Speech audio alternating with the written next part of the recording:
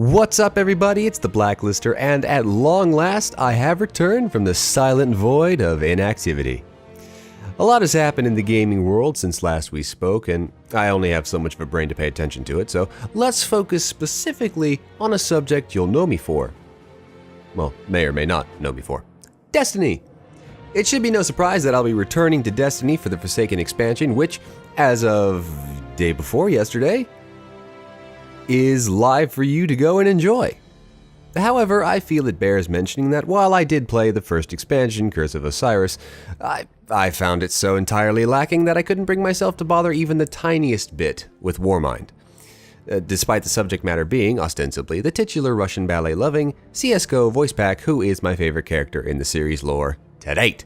Oh, I love Razipoo more than even Osiris, who, has been hyped to the moon and back, even though the moon is kind of Toland's thing, since the moon in the Hive, and the Hive is Toland, and not Osiris.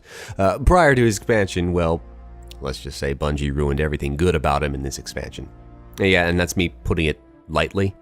Trust me, you don't want me to get mad about this. And especially don't get me started on Brother Vance. Curse of Osiris was my yellow card to Bungie. I called foul, but I had high hopes they wouldn't mess up Warmind as bad as they did Osiris. That was Bungie's one.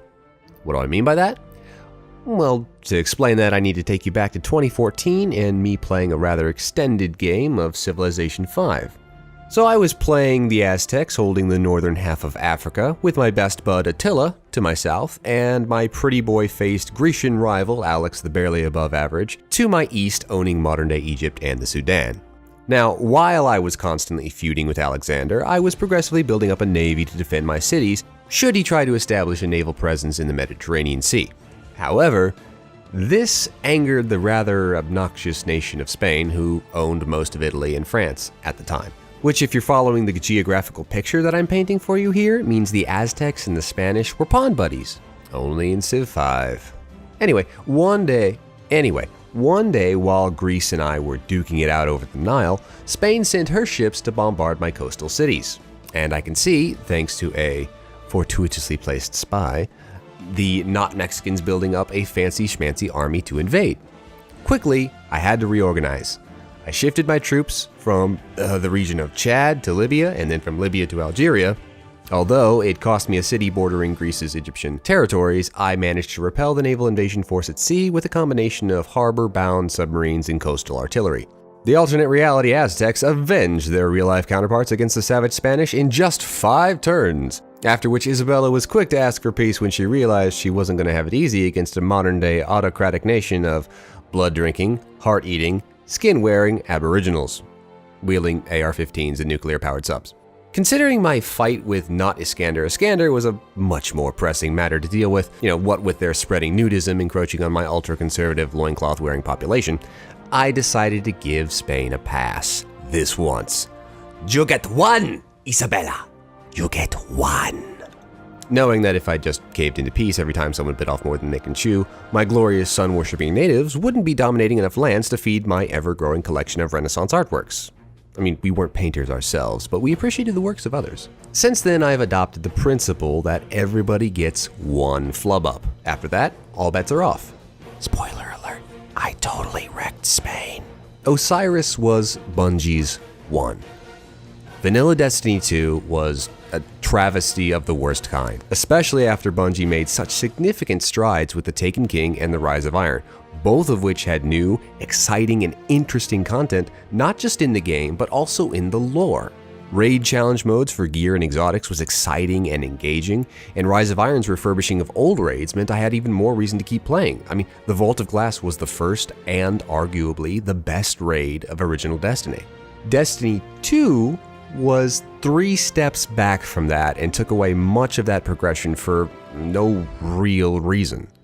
It was as stripped down as Vanilla Destiny 1 had been, but even less entertaining because at least in Destiny 1 we were still discovering a whole new game, a whole new universe. Destiny 2 didn't have that sponge-like barrier to insulate all of the disapproval, and the Curse of Osiris did not help in that. It didn't help. In fact, I, a Destiny fanboy who pre-purchased the original game and every expansion since then, opted not to pre-purchase Warmind. Yeah, I know, right? Shocking. I mean, it was clear to me that Bungie was not interested in listening to the player base, and anyone who's more interested in talking rather than listening is not worth either my or your time, or attention, or money for that matter. So I let Warmind alone, and I enjoyed the dulcet tones of Big Boy Rasputin from the comfort of a YouTube cinematic standalone. Call me cheap. It's kind of sad when the sound design alone of the final cutscene is more impressive than the entirety of a $20 expansion. I mean, how do you not cringe at this? How? Ugh. Also, I will proclaim until the end of time that Bungie totally dropped the ball on the Technosphere. I mean, naming it the Valkyrie, evoking the angelic female warriors of Norse mythology who would carry the worthy souls of fallen soldiers into the golden halls of Valhalla, was a colossal waste of potential. Not using the Lance of Longinus, the spear of the Roman soldier ordered to pierce Christ's body, the literal spear of destiny, is such an unforgivable sin that I doubt even the aforementioned Ewan McGregor-looking messianic martyr could forgive such an overt contravention.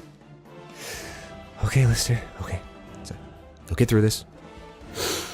Breathe. Just breathe. And while the teases for Forsaken were interesting, returning to the darker aesthetic that evoked a nostalgic whiff of The Taken King, if Bungie wasn't interested in changing their policy, then I wasn't encouraging their behavior. But then, Bungie started whistling a different tune, announcing changes to the game that would return it to the original feel of Destiny 1 with more sensible and flexible weapon slots, proper storytelling, interesting rewards, secret quests, and the motivating factor of the death of Cayde 6. Rest in peace. Rest in peace, you one-horned wonder. And so, with the sudden and almost frantic turnaround of Forsaken, I decided to break my own rule and give them one last chance. This is it, Bungie. Don't waste it.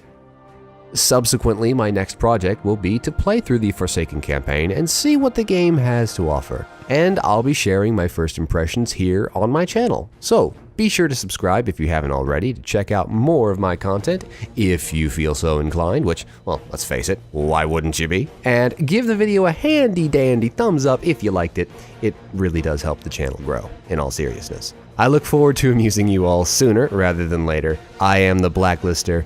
Thanks very much for watching, and I'll see you on the next one.